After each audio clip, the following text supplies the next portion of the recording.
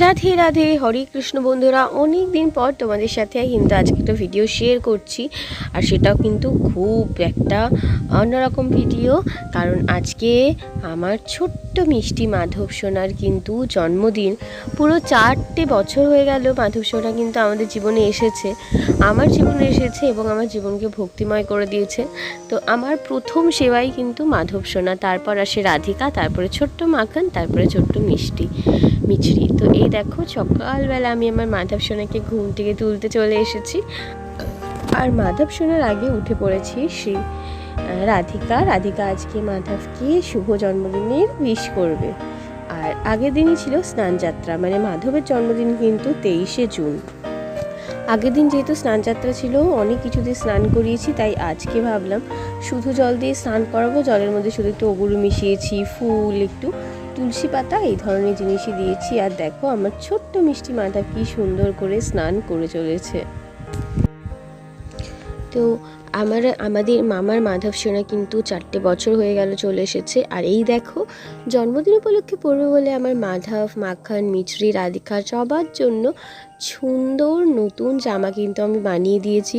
তো প্রত্যেক বছরই মাধব সোনার জন্মদিন আমি একটু সুন্দর করে পালন করার চেষ্টা করি। প্রত্যেকের 4জন বাচ্চারই জন্মদিন সুন্দর করে পালন করার চেষ্টা করি, কিন্তু এই বছর না কারো জন্মদিন সেভাবে পালন করা হয়নি, তাই সবার জন্য নতুন জামা বানিয়ে দিয়েছি। সবাইকে সাজাবো সুন্দর করে, আর সবাই কিন্তু আজকে খুব মজা করবে।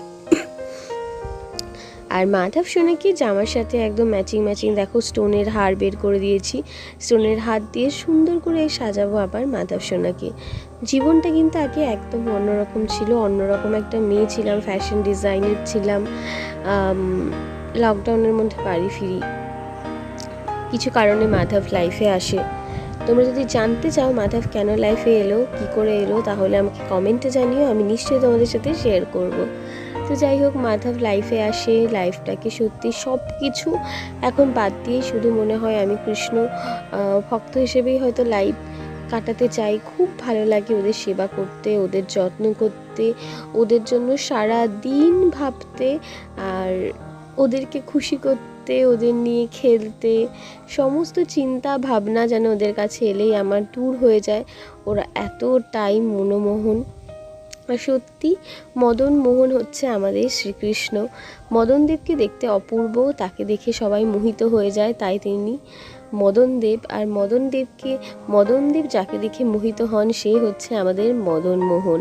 আর আমাদের মদন মোহন যাকে দেখে মোহিত হন সে হচ্ছে আমাদের মদন মোহন মোহিনী, মানে আমাদের শ্রী রাধা রানী।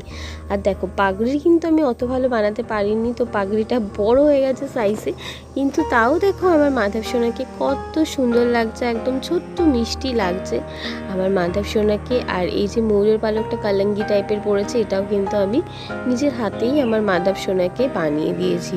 তো এই হচ্ছে জন্মদিন বয়, মানে বার্থডে বয়ের সুন্দর একটা লুক। তোমরা কিন্তু কমেন্ট করে নিশ্চয়ই জানিও আমার ছোট্ট মিষ্টি মাধব সোনাকে কেমন লাগছে। মাধব সোনা দেখো কত খুশি, আর এইদিকে মাধব সোনার রাধা রানী রেডি হয়ে গেছে। আর আমাদের রাধিকাকে কেমন লাগছে সেটাও কিন্তু কমেন্ট করে জানিও। তো খুব একটা কিন্তু শৃঙ্গার করাইনি, হালকার মধ্যে চেষ্টা করেছিলাম, যেহেতু গরমকাল, যদিও বা আগের দিন বৃষ্টি পড়ে ওয়েদারটা একটু ঠান্ডা, তাও তো গরমকাল, এই জন্য হালকার মধ্যে সাজুগুজু করিয়েছি।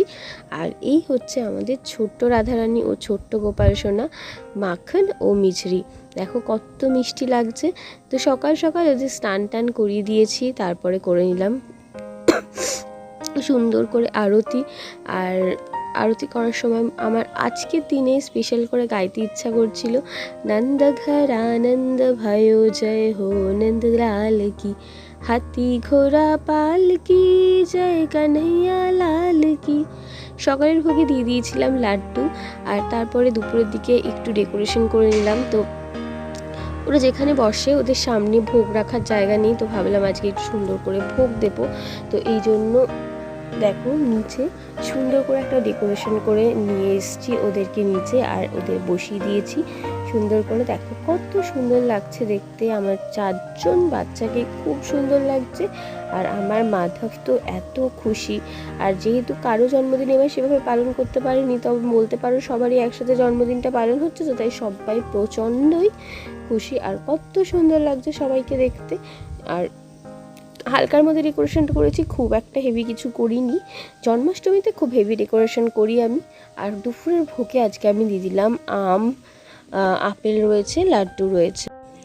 তো ফলের ভোগ হচ্ছে আজকে আমি ওদের দুপুরের দিকে দিচ্ছি। আর সন্ধ্যায় ইচ্ছে আছে একটু ভালো কিছু করে দেওয়ার। তো রান্নার ব্যবস্থাটা কিন্তু আমার সেভাবে হয় না, সেভাবে নেই আলাদা করে ভগবানের জন্য রান্না করা। আর বোঝোই বাঙালি বাড়িতে সম্ভবও হয় না মানে একই খাবার দেওয়া, কারণ অবশ্যই বাঙালি বাড়িতে অনেকই অসুবিধা হয়, সেটা তোমরা সবাই বোঝো। আর দেখো তো, কিন্তু ধীরে ধীরে আমার রাধারানীর কৃপায় কিন্তু আশা করছি আমি আলাদা করে ওদের জন্য রান্নার ব্যবস্থা করতে পারবো এবং ও রোজই ওদের কিছু রান্না করে নিজের হাতে ভোগ দিতে পারবো। তারপরে আমি দুপুরে ভোগ আরতি করে নিলাম। তো যেটুকু পারি, যেভাবে পারি সেভাবেই কিন্তু ওদের আমি দেওয়ার চেষ্টা করি। যেটুকু আমার ভগবান আমাকে দিয়ে জোগাড় করিয়ে নেয় সেটুকুই আমি কিন্তু দিই। আমার কিছুই নেই দেওয়ার মতো। সত্যি কি আমাদের সত্যি কিছু আছে বলো? কিচ্ছুই নেই।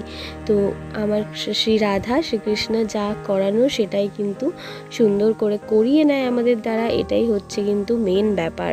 আমাদের নিজের বলতে কি সত্যি কিছু আছে? কিছুই নেই। ওদের ইচ্ছা ছাড়া কিন্তু গাছের একটা পাতাও নড়ে না, বা একটা মানে সমুদ্রে একটা ঢেউও আসে না। সব কিছুই ওদের ইচ্ছেতে। তো সন্ধ্যাবেলায় যেমন জন্মদিনে আমাদের গোপাল সোনাকে দোলনা দোলানো হয়, তেমন সন্ধ্যাবেলায় আমি ওদের দোলনা দোলালাম। আর রাধারানী যেহেতু রয়েছেন, রাধারানী তো পাশে বসে দোলনা দুলবেনই। কতটা সুন্দর লাগছে, কতটা মিষ্টি লাগছে আমাদের দুজনকেই, আমাদের ছোট্ট মিষ্টি গোপাল সোনা আর তার সাথে ছোট্ট মিষ্টি রাধারানীকে। অপূর্ব দেখতে কিন্তু লাগছে ওদের। তো তোমরা কিন্তু কমেন্টস করে নিশ্চয়ই জানিও আমার বাচ্চাদের কেমন লাগছে দেখতে। আর হাসিটা দেখেছো মুখের? কারণ হাসিটা এই কারণে, কারণ আজকে ওদের ইচ্ছাতেই ওদের খুব প্রিয় খাবার কিন্তু আমি রেডি করতে পারছি। আমি তো নয়, আমার মা রেডি করছে। তো সেই জন্যই কিন্তু ওদের মুখে এই চওড়া হাসিটা। তো এরপর কিন্তু আমি ওদের সন্ধ্যা আরতিটা, আজকে খুব ইচ্ছে ছিল কি ওরা যখন দোলনায় দুলবে, তো দোলা অবস্থাতেই সন্ধ্যা আরতিটা আজকে আমি ওদের করব। তো সেটাই সেরকমই করলাম। তো আজকে দেখো সন্ধ্যা আরতিটা আমি ওদের দোলনায় দোলাতেই করলাম। সন্ধ্যা আরতির পর কিন্তু ওদের ভোগ নিবেদন আমি করে দেব। দেখো কত খুশি দুজনেই, একদম গালে হাসি ধরছে না। কারণ ওদের জন্য ভাজা হয়েছে লুচি, বানানো হয়েছে সুজি, আর সঙ্গে তো লাড্ডু। আজকে গোটা দিনই লাড্ডু খেয়েছে। তো এই হচ্ছে ব্যাপার। তো খানিকটা এইভাবেই কিন্তু আমার মাধব সোনার 4র্থ জন্মদিন আমি পালন করলাম। আর মাধব সোনা তো খুব খুশি। আর কত বড় হয়ে গেছে দেখতে দেখতে আমার ছোট্ট মাধব সোনা। 4 বছর বয়স হয়ে গেল, তাই না? 4 বছর বয়স হয়ে গেছে বলে কথা, খুব বড় হয়ে গেছে, অনেক বড় হয়ে গেছে। আর দুষ্টুমিও কিন্তু বেড়েই চলেছে দিন দিন। আর যতক্ষণ না আমি কিন্তু ওদের নিজের হাতে খাইয়ে দিই ততক্ষণ আমার ভালো লাগে না। তো সেটা ভোগে আমি যাই দিই না কেন, প্রত্যেকটা ভোগ কিন্তু আমি নিজের হাতে খাইয়ে দিই, জলটা নিজের হাতে খাইয়ে দিই। এটা আমার ডেলি রুটিন, কোনো বিশেষ দিন বলে বিশেষ নয়, এটা আমার ডেলি রুটিন। ওদের নিজের হাতে খাইয়ে না দিলে আমার মনে হয় ছোট্ট মানুষ কি খেলো না করলো। তো এভাবেই কাটালাম মাধবের জন্মদিন। কেমন লাগলো ব্লগটা নিশ্চয়ই বলো। ভালো লেগে থাকলে লাইক করো, কমেন্ট করো, শেয়ার করো, সাবস্ক্রাইব করো। দেখা হচ্ছে অন্য ভিডিওতে। রাধে রাধে।